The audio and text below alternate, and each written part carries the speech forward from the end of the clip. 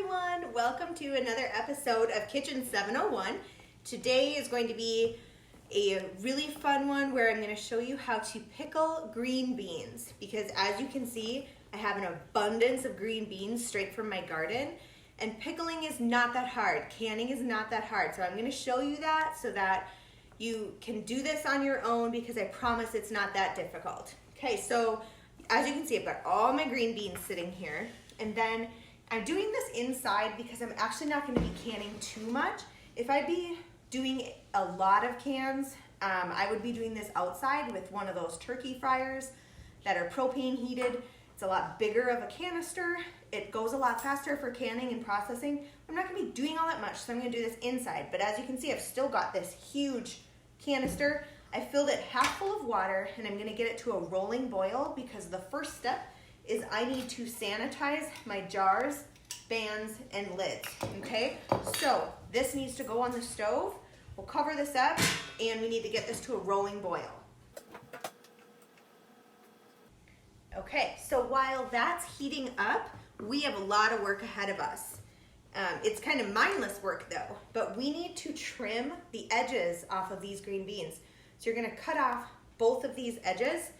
So it's kind of mindless, tedious work, but you gotta do it, okay? So this is a lot of green beans. I plan on doing maybe 8 cups worth. If I have extra, I'm going to just blanch them and freeze them, and I'll talk about that in a little bit if I do have extra.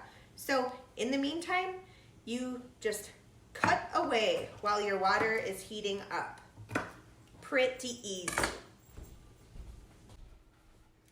Okay, so as you can see, I've got all the ends and pieces chopped up there, all cut off, so now we have all of our green beans that have nice crisp edges like this, and that's exactly what you're looking for.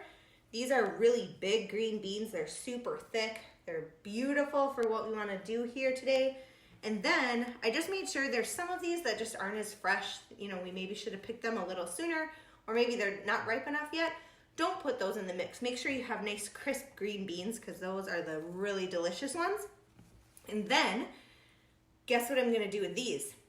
That's right, I'm gonna feed them to the chickens, because we don't wanna waste it, and they're going to love those ends and pieces. Okay, and then I've got my green beans all cleaned, so they are going to get just a little bit of a wash to make sure we don't have any dirt on them. I don't use any pesticides or herbicides on them, so we don't have to worry about that, but they might have some dirt on them, so we're gonna give them a quick wash. Okay, so those can hang out in there, and then this is boiling already, and we're just going to simply drop our jars in there. The jars and the lids and the bands, everything goes in.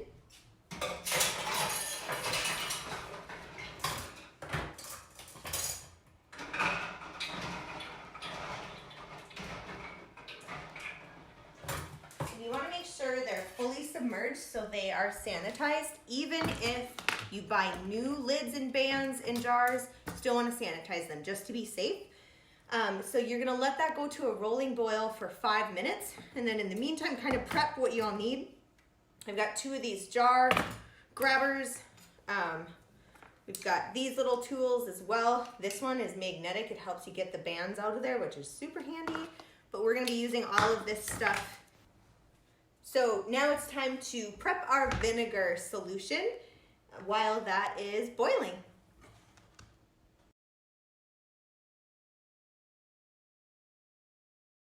Okay, so now for our vinegar mixture, we are going to do 2.5 cups of water, then 2.5 cups of cider vinegar or just vinegar, and I'm gonna do a little bit of both. So we'll get the 2.5 cups of water. That goes in this large kettle, and then, like I said, I'm going to do half and half cider vinegar, half regular just white vinegar.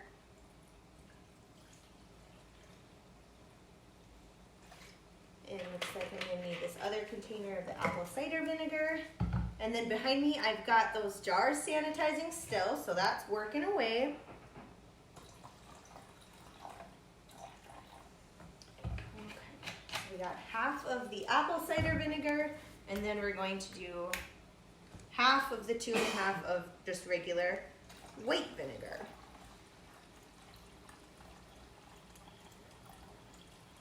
Okay, so we add that to the kettle, and then we need 3 tablespoons of pickling salt. So this is the canning and pickling salt. I would say don't find a substitute, just use the canning and pickling salt. All right, so there's 2 tablespoons.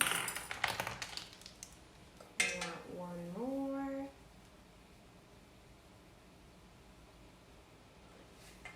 There's our salt, and then the same amount of sugar.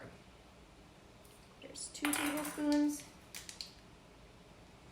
There's 1 tablespoon. Okay.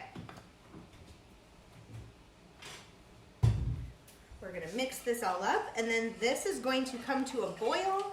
Once it boils, we want to simmer it. So we're gonna get that on the stove.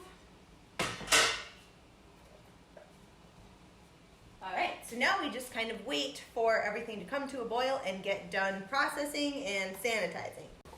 Okay, so here comes our next step. Now this step is the fun part because this is when you put it all together, but it's also kind of dangerous. So you have to be really careful. I've got this boiling. This is my vinegar mixture. So I'm gonna turn this down so it's really low, just simmering.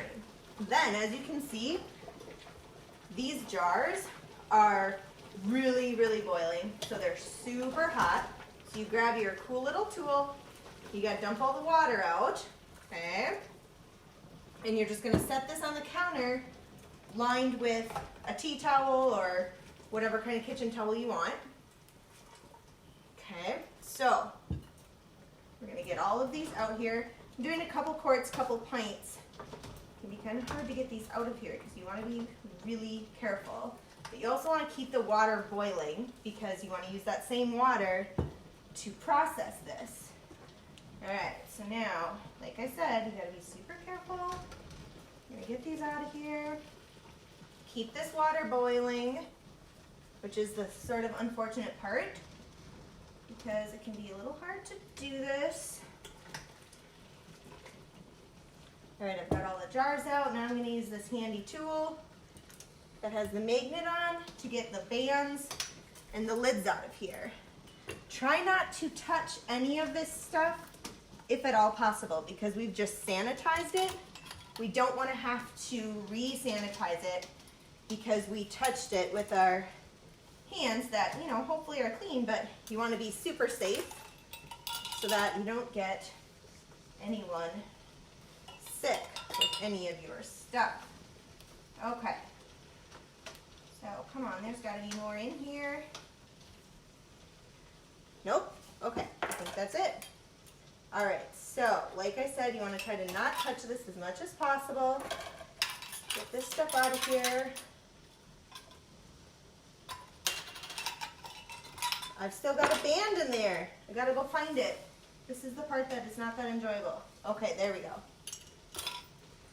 Now, we're gonna get these kind of close together here to make it as easy as possible.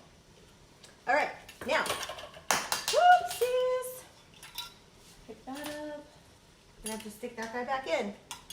Alrighty, so now what we're gonna do is we're going to put 1/2 of a teaspoon of pickling spice, so just kind of this unique blend of pickling spices, about 1/2 teaspoon, doesn't need to be exact. I'm gonna put that in the bottom of each of these jars. In the quarts, we'll put a little more. Okay, so nothing too scientific here. This is what I'm saying, this is pretty easy. Let's get a little more in that one. Okay, and then we're gonna shake in a little bit of crushed red pepper because we wanna give them a little bit of spice. If you don't wanna have any spice to them, don't do that. Okay, we've got that in there. And now, if you check your big container of garlic, it should tell you how many cloves are in one. This one does not. Awesome. Okay, we're gonna roll with it. We're gonna do 1/2 teaspoon in the pints, about. I love garlic, so does my husband, so that's a heaping 1/2 teaspoon. That's probably, you know, a full teaspoon by the time you're done, but that's okay.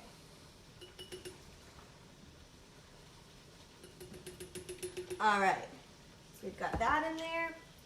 Then I could not find dill for the life of me at my grocery store, so I picked up this. Super handy, you don't have to chop up anything. The recipe that I would suggest doing is to put 1 dill head in there, which is like that whole end of the dill where it sprouts up nice and pretty. We're going to kind of guesstimate here and go with about 1 teaspoon in each quart and about 1/2 of a teaspoon in the 2 pints. Okay, now it just comes time to get this simmering cider mixture into the jars after we pack them full of our green beans. Okay, so let's show you how to do that. Okay, here we go. So this is the fun part. We just grab a bunch of these and shove them into these jars. Pretty easy. And like I said in the beginning, I was aiming for about 8 cups worth. If I have too much, I'm going to just blanch them. So we'll see how we do. You want to try to get these lined up as best as possible. You might lose some along the way. You might crinkle some up along the way. But you want to try to get it as best as possible because then you can get as many in there as possible. So nothing too crazy here. Still pretty easy.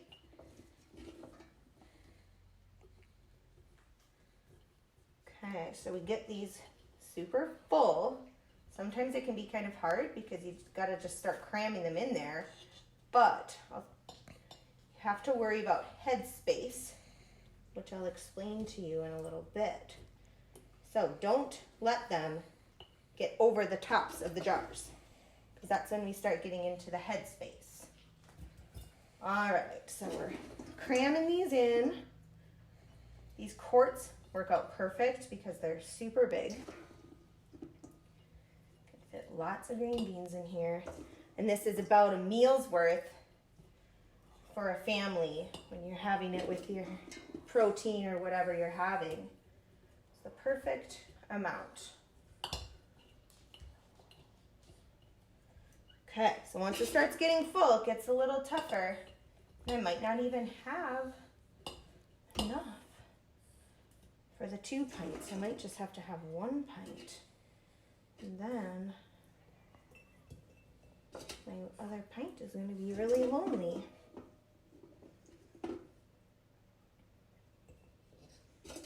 Okay, so again, be mindful that you're not putting this over the top of the jar. I'll explain that in a little bit. So that guy's a little too tall. Okay, so see this jar? Be careful that it's not too hot. Some of these are going over the top, right? And we want our headspace to be about 1 inch so that you don't put anything over that amount or it starts to really impact when you can them and process them. So you want to make sure these sit in here really nice below that 1 inch mark. Okay, so kind of see what I did there? Okay, that's it. Then I'm going to take a ladle, once I ensure the rest of these have good, clear headspace there. I'm going to take my ladle of my vinegar mixture and simply pour it in.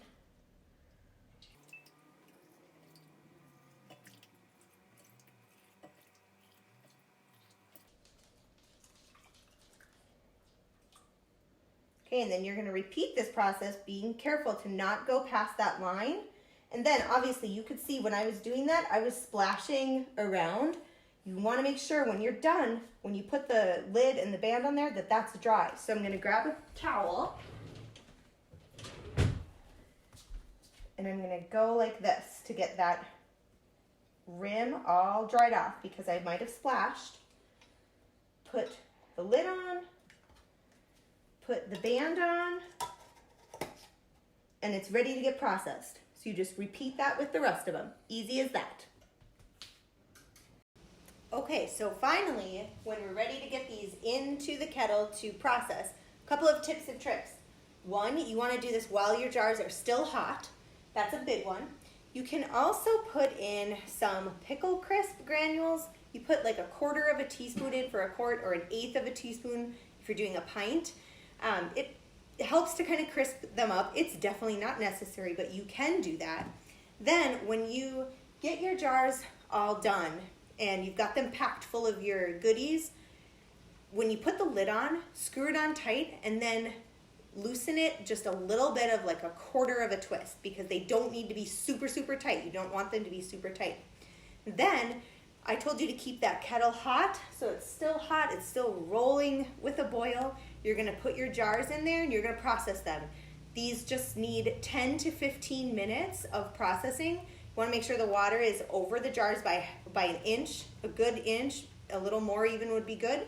Process them for 10 minutes. Be super careful, use that same gripper tool when you're taking them out, and then just wait for them to make that blessed sound of sealing. Then you know you're done, and then you can enjoy them. That's it. Thanks for watching.